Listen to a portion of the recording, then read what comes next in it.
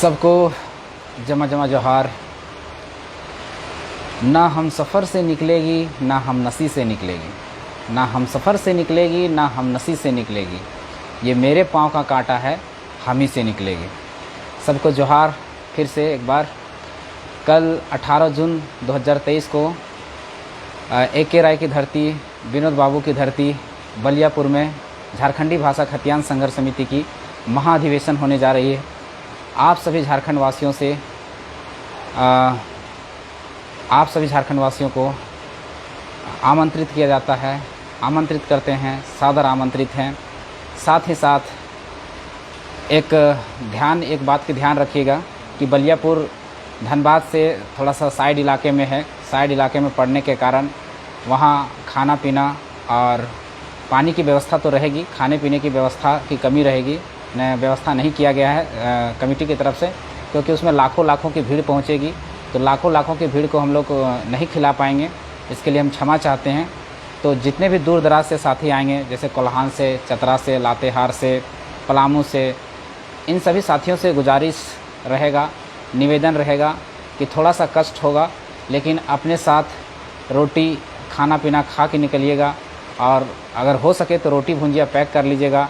जैसे सत्याग्रह के टाइम में गुड़, चूड़ा, सत्तू, चना लेके आए थे, उसी तरह से कोशिश कीजिएगा कि लेकर चलें, क्योंकि वो साइड इलाका पड़ने के कारण उधर हो सकता है खाना उतना होटल वगैरह का भी व्यवस्था नहीं है। तो अगर उधर ठेला वगैरह लगाएंगे, ठेला वगैरह का आदेश दिया गया है लगाने को, लेकिन फिर भी साइड इलाका है तो अपनी लेके चलें। वहाँ पानी की व्यवस्था रहेगी। फिर भी आप लोग से विनम्र विनती रहेगा कि हो सके तो घर से जार जिस गाड़ी में आप आइएगा, जिस वाहन में आप आइएगा, उस गाड़ी में एक जार पानी रख लीजिएगा, ताकि आपको, क्या कि गर्मी बहुत ज़्यादा है। और ख़ास करके बलियापुर के क्षेत्र में, क्योंकि धनबाद का वो औद्योगिक क्षेत्र पड़ता है, क्या बोलते हैं, मिनरल्स बेस्ड एरिया है। झरिया का हवा भी उधर गर्म है, इस कारण से वहाँ बहुत ज़्यादा गर्मी है।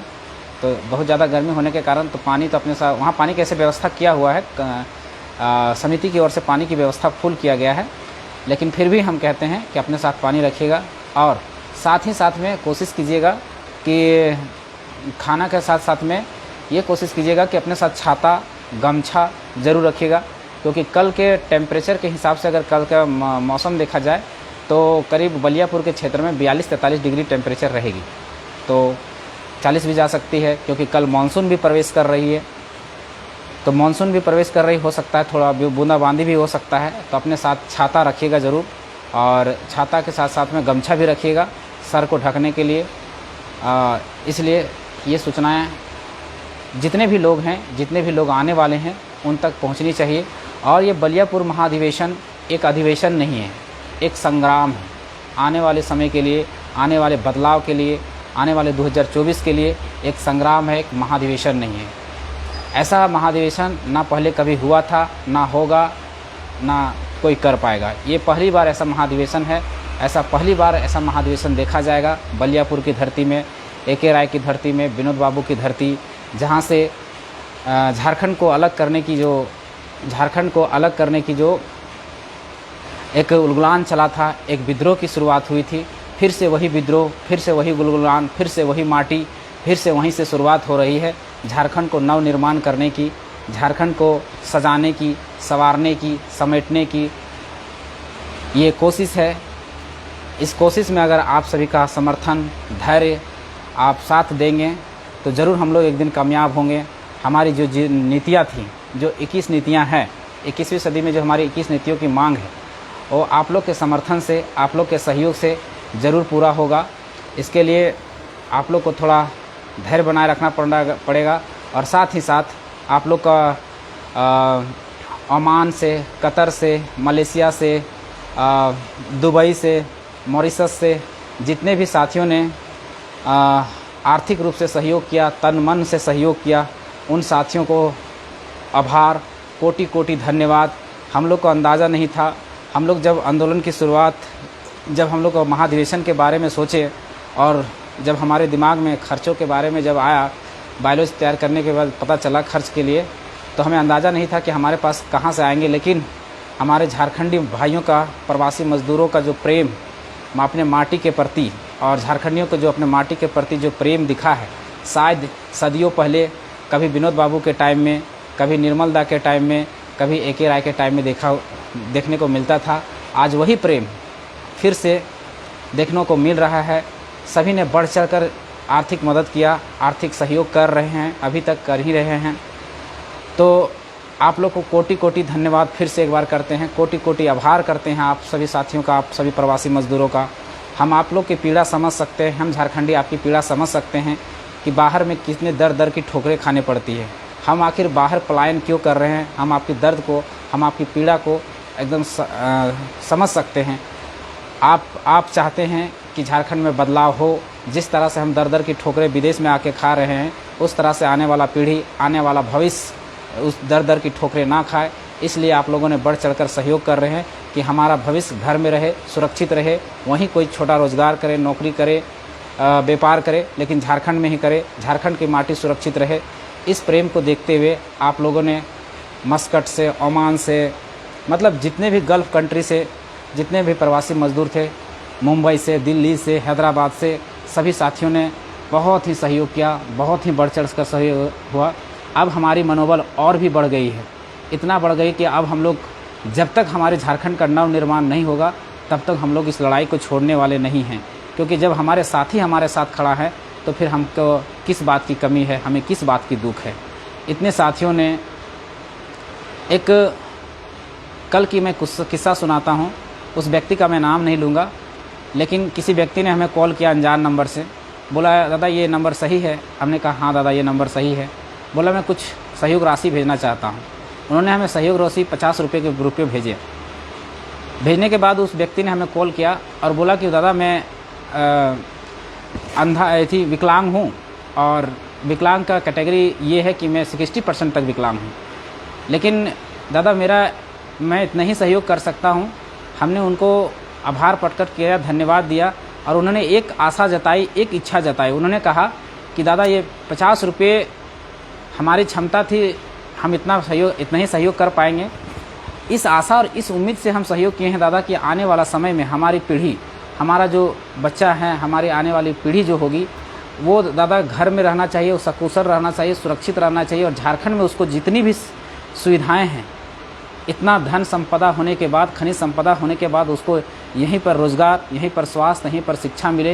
यही हमारा उम्मीद है दादा, झारखंड का नव निर्माण होगा। इसी आशा और इसी उम्मीद के साथ हम ये 50 रुपये आपको दान दे रहे हैं दादा। अगर आप लोग से उम्मीद है, एक उम्मीद जगी है, एक आशा जगी है, एक आशा की किरण उभर कर आप लोग आए हैं। हमें उम्मीद है कि बदलाव होगा और झारखंड का नव निर्माण होगा दादा। बहुत उम्मीद है आप लोगों से। हमारे आंखों में एक तरह से आंसू आ गए थे उसकी बातों को सुनकर। कितना लोगों की भरोसा है, कितना उम्मीद है, कितना विश्वास है, कितना अगाध प्रेम है इस माटी के प्रति, कि लोग, हर कोई यहाँ शोषित है, हर कोई यहाँ पीड़ित है, हर कोई यहाँ वंचित है। इसलिए लोग बढ़ चढ़ कर ले रहे हैं। सभी को लग रहा है कि झारखंड का अब नव निर्माण होगा। झारखंड एक नए नव निर्माण की सपना देख रहा है। एक इस उलगुलान के तहत, इस विद्रोह के तहत एक आशा की किरण है कि झारखंड अब किसी ऐसे राह पे जाएगी जहाँ पर सभी को वो चीज़ें, जो शोषित है, जो पीड़ित है, जो वंचित है, उनको न्याय मिलेगा, और जो शिक्षा के हकदार हैं उनको शिक्षा मिलेगा, जो स्वास्थ्य के हकदार हैं उनको स्वास्थ्य मिलेगा, जो रोज़गार के हकदार हैं उनको रोज़गार मिलेगा। इसी आशा और इसी उम्मीद के साथ सभी ने बहुत बढ़ चढ़ कर सहयोग किया है और सहयोग कर रहे हैं, और आशा और उम्मीद करते हैं कि आप लोग सहयोग करते रहेंगे। तो कल जितना भी साथी हैं, ये ध्यान रखिएगा कि गर्मी बहुत ज़्यादा होने के कारण सब सही सलामत अपने गाड़ियों पर सही एवरेज में गाड़ी चलाइएगा और सही स्थान पर पहुँचिएगा। याद रखिएगा कि एक और सूचना है कि बलियापुर जब पहुंचने वाले हैं तो हवाई पट्टी बलियापुर सर्च कीजिएगा, आपको डायरेक्ट लोकेशन मिल जाएगा, या आप विनोद धाम बलियापुर सर्च कीजिएगा, डायरेक्ट आपको लोकेशन मिल जाएगा। विनोद धाम और हवाई पट्टी, जहां हवाई पट्टी में कार्यक्रम होने वाला है, प्रोग्राम होने वाला है, और विनोद धाम में माल्यार्पण का कार्यक्रम होगा। तो जो भी साथी हैं, विनोद धाम और हवाई पट्टी का दूरी मात्र 1 से 1.5 किलोमीटर की दूरी है, तो ज़्यादा दूरी नहीं है। तो हवाई पट्टी और बलियापुर, विनोद धाम सर्च कर सकते हैं। उसके बाद ये इधर से आने वाले साथी गिरिडीह, बगोदर, सरिया, विष्णुगढ़, इधर से आने वाले साथी रामगढ़ वगैरह साथ, तो ये हाईवे पकड़ के आएंगे। तो तो ज़्यादा उचित रहेगा, गोविंदपुर का रास्ता ले लेंगे। कोल्हान से आने वाले साथी बोकारो के रास्ते से घुसेंगे और झरिया होते हुए बलियापुर पहुँचेंगे। उसके साथ साथ ही टाइगर जयराम महतो जो हमारे मुख्य वक्ता, मुख्य प्रवक्ता, झारखंडी भाषा खतियान संघर्ष समिति के मुख्य संयोजक अध्यक्ष, वो अपने घर से, अपने आवास से 8 बजे देवता भूता को प्रणाम करते हुए और सब पूछते हुए वो 8 बजे अपने घरों से प्रस्थान करेंगे। तो नावाडी के साथी, डुमरी के साथी, तोपचाची के साथी, पीरटाण के साथी, राजगंज के साथी, गोविंदपुर के साथी, बगोदर के साथी, सरिया साथी अगर 8 बजे 7:30 बजे तक उनके घर के पास पहुंच सकते हैं तो उनके काफ़िला में शामिल होने का प्रयास करेंगे। वो 8 बजे यहाँ से निकलेंगे। अगर सबको संभव, क्योंकि ये आसपास का ही प्रखंड है जहाँ के साथी उनको 8 बजे अटेंड कर सकते हैं।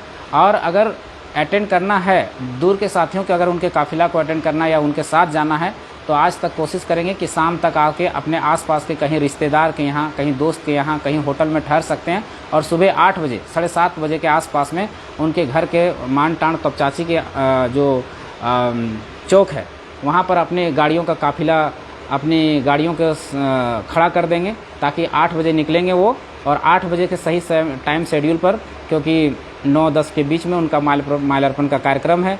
10 बजे से कार्यक्रम बलियापुर हवाई पट्टी में प्रारंभ होने वाली है। उसके बाद सांस्कृतिक कार्यक्रम होगी। सांस्कृतिक कार्यक्रम होने के बाद संविधान, जो संगठन का संविधान है उसका प्रस्ताव पेश होगा। प्रस्ताव पेश होने के बाद मुख्य वक्ताओं का, प्रवक्ताओं का जो हैं उनको 5-5 मिनट का अपने बातों को रखने का मौका मिलेगा। उसके बाद कार्यक्रम 4 बजे तक चलेगी, ये शेड्यूल है।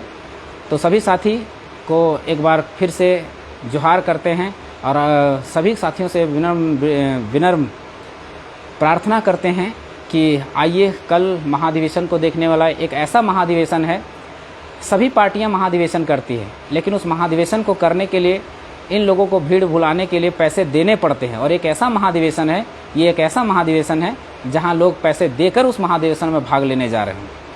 सोचने वाली विषय है कि झारखंड क्या चाह रहा है, झारखंड की मंशा क्या, झारखंड के लोगों की मंशा क्या है, झारखंड के लोग क्या चाह रहे हैं, समझने वाला विषय है। बड़ी बड़ी पार्टियां हैं, बीजेपी है, कांग्रेस है, जेएमएम है, आसू है, सभी पार्टियां महाधिवेशन करती है। उस महाधिवेशन में लोगों को पैसे देके, गाड़ी देके, खाना देके बुलाना पड़ता है और यहाँ लोग पैसे देकर, अपना खर्च करके, अपना तन मन धन लगाकर जाना चाह रहे हैं, इच्छुक हैं। तो समझिए ये संकेत आने वाले 2024 का एक संकेत है कि 2024 बहुत बड़े बदलाव की ओर है, बहुत बड़ा उलगुलान चाहता है। तो ये संकेत है आने वाले समय के लिए। उसके बाद सभी पार्टियों के अपना सोशल मीडिया प्रभारी होते हैं, लेकिन हमारा सोशल मीडिया प्रभारी ना होते हुए भी देखिए हजारों लड़के आज हमारे सोशल मीडिया प्रभारी के रूप में काम कर रहे हैं। तीसरा सवाल ये है कि सभी लोग प्रश्न खड़ा करते हैं, सभी पार्टियां प्रश्न खड़ा करती हैं, आरोप प्रत्यारोप हम पर लगते रहते हैं कि इन लोगों को फंडिंग कौन कर रहा है। तो आज सोशल मीडिया के माध्यम से पता चल गया होगा कि फंडिंग कौन कर रहा है। आम जनता कर रही है, जिन्होंने 1 रुपया, हमारे अकाउंट में मिनिमम 1 रुपया तक फंडिंग आया है, 5 रुपया आए हैं, 10 रुपया आए हैं। ये वो फंडिंग नहीं है, वो भावना है, वो प्रेम है, अपने माटी के प्रति प्रेम है, समझने वाले विषय है। तो ये इन पार्टियों को जो आरोप लगाते हैं कि फंडिंग कौन कर रहा है, कोई कहता है कि बीजेपी फंडिंग कर, जेएमएम वाले कहते हैं कि बीजेपी फंडिंग कर रहा है, बीजेपी वाले कहते हैं कि जेएमएम फंडिंग कर रहा है, आसू वाले, जेएमएम वाले सब आरोप लगाते हैं कि ये फंडिंग कर रहा है, वो फंडिंग कर रहा है। तो आज सभी को पता चल जाना चाहिए कि हमें फंडिंग कौन कर रहा है।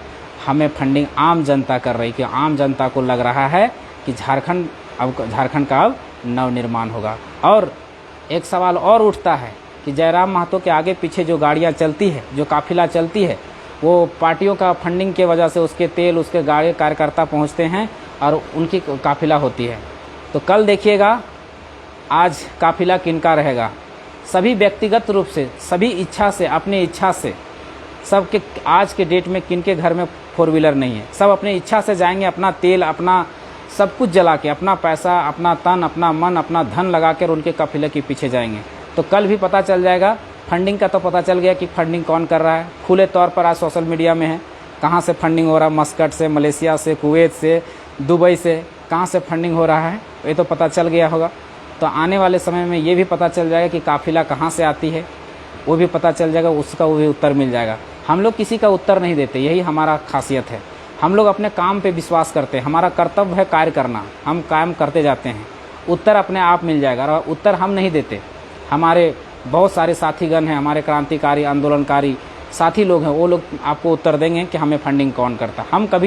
हम अपना काम पे विश्वास करते हैं, हम लोग अपना काम पे विश्वास करते हैं कि हम लोग काम करेंगे, अपने आप उत्तर मिलता चला जाएगा।